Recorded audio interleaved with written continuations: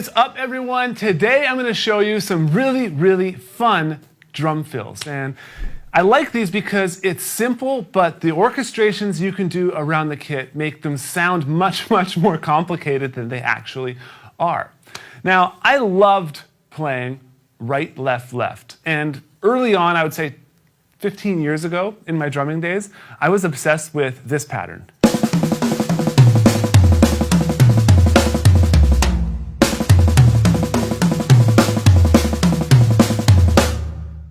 And I got really comfortable doing that, experimenting around the drums with different orchestrations.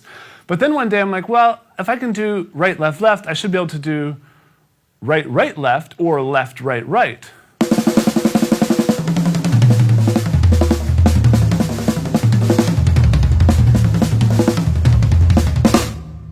Drumming is mostly a combination of singles and doubles, right? And so all we're doing is changing where we place the singles and doubles within the specific notes. And so then I started thinking, well, I love the fill right, left, left played as 16th notes.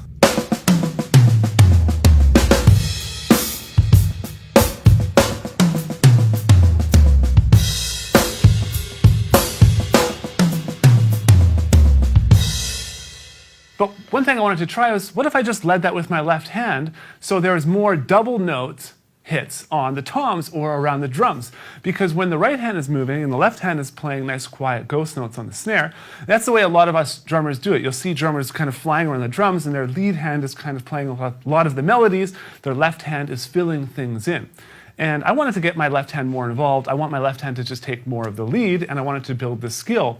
And then as I started practicing this stuff, just as a way of like figuring out more left-hand lead, I stumbled on some of these fills using these odd groupings of 3s, 5s, and 7s. So all we're going to be doing is looking at the fill played left, right, right as 16th notes. 1 E and A, 2 E and A, 3 E and A, 4 E and A. Now when you play this right-hand lead, the way the sticking works is you naturally end with a right, and then I always try and crash with the left, if that's the case. In this way, leading with your left, it naturally resolves with a left on the snare, and then I'm free to crash with the right. And for me, this just really opened things up, and it felt a lot different, and I loved the sound of having the two notes on the toms, but still having the freedom to move my left hand and still get consistent 3 or 6 note groupings around the drums. So I'm going to play it for you, nice and slow at 60 beats per minute.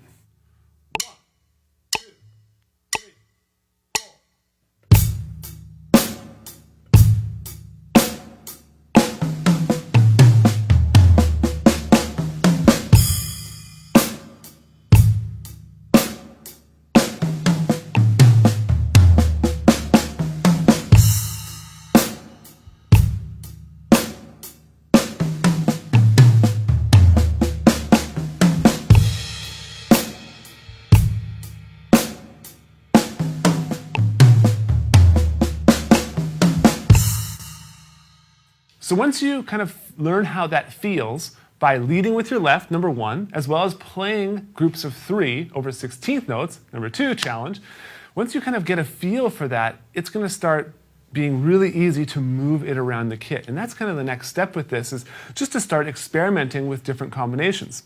One thing I'll say is, for me, when I'm playing the left hand on the snare, I'll do the odd accented note, but I'll just ghost a lot of it. Or I'll start moving that left hand around the drums. I can hit the side snare, I can hit the main snare, and I can just start experimenting with different options. And so I'll do it again for you at 120 beats per minute, and I'll play it a bunch of times and just slowly move it around and try different things. Here we go.